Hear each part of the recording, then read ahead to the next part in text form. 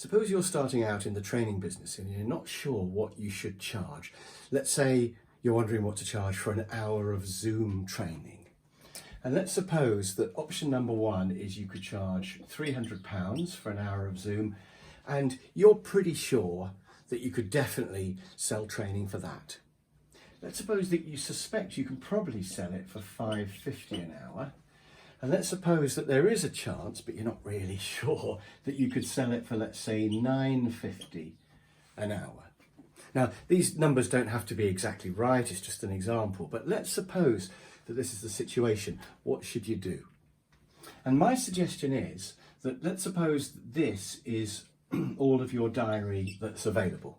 So this isn't 5 days a week, this is maybe 3 days a week. It's the maximum amount of training that you can do. Or if these were Zoom sessions, it might be the total number of Zoom sessions you could do.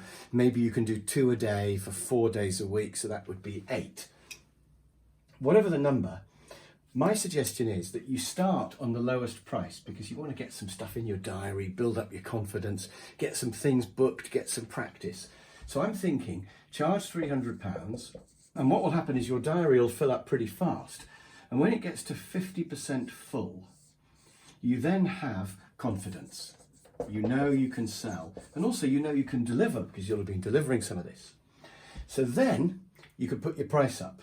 And what I would do then is I would put my price up to £5.50 and see what happens. And obviously, if you don't sell anything, then you go back to £300. And remember that not everybody's going to pay £5.50, so you're going to get some no's. And by pure chance, pure bad luck, maybe 2 or 3 customers in a row, the first 2 or 3 that you talk to might say, no, we're not paying that. But hold the line till you've got a decent sample size. But assuming that, let's say, half of your customers or 3/4 of your customers are prepared to pay £5.50, then the next quarter of your diary will fill. Now at this point, you're starting to run out of available time. So you've got a problem with availability coming up now. And that is your next bit of strength for when you can put your price up again. So now it's time to go for the higher price and to start quoting £9.50. Because you need some headroom in your diary. You don't want your diary to be totally full. So you've now got real strength coming from these 2 things. And you can quote £9.50. And if you don't sell any, that's fine. You're earning plenty from these 2, and you can always go back to £5.50 or somewhere in between.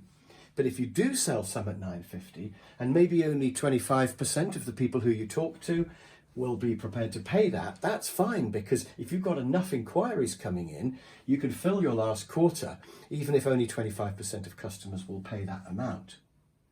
So what do you do then when your diary is completely full? And the answer is, you have to go back to these ones. Now, these ones won't have gone away. They will be buying repeat business from you because you're a bargain.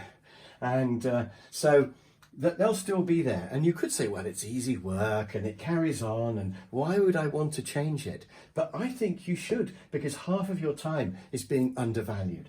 So you should go back to these people and be really nice and say, look, I'm terribly sorry, but I'm afraid that I'm totally booked now and I'm having to turn away work on £9.50.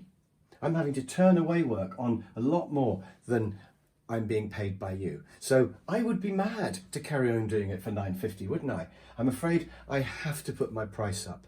And I totally understand that you may not be able to afford to pay that, and that's fine. Although at least you know I'm good and you trust me, so maybe you will pay that. But of course, they're used to paying £300 for you, so they may resent the price increase. It could be a problem. So we shall see. And what you'll probably find is that, if I just draw that next to it here, what you'll probably find is that half of those people will say, we're not paying that. We're not paying £9.50. Get stuffed, we'll find someone cheap, in which case that's fine. The other half will pay it. And of course, you'll be wishing you charged that from the start, but you had to get established. You had to build up your confidence and things first. So those people will pay £9.50. The other half will leave. And that's absolutely fine. They're the people who don't really appreciate you. They don't appreciate quality. They just want any old cheap training. So why do you want to work for them anyway? The people who don't love you and appreciate you. So you've now got a little bit of space in your diary. You've got 25% available to sell for £9.50. And so you will be able to sell that. You will be able to sell that for £9.50. And look at that, now you've got 3/4 of your diary on £9.50. And by the way, even if you don't sell this half of the people who leave, you're making more money on the half that stay. So as soon as half of them have agreed to the higher price, you're better off than you were when 50% of your diary was only paying £300. So it makes complete sense to go back and say you're going to have to pay more, I'm afraid. And if half of them leave, that's absolutely fine. And even if they all leave, you've got the foundation of this half, which is paying more, a lot more than your half that are paying £300. So even if all of them leave, and you have to start again to sell the second half of your diary, it's worth it, because you will be able to sell the rest of this diary for a lot more than £300. And you know that because you've been selling for £5.50 and £9.50. So that's my suggested plan. Start on the 300, stop when it gets to half full. Don't just fill your diary up. Put your price up, see what happens.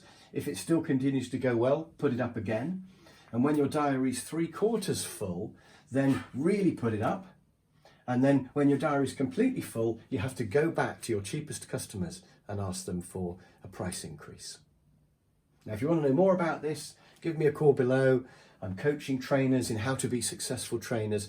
Do give me a call. I might be able to help you to get into being a successful freelance management trainer.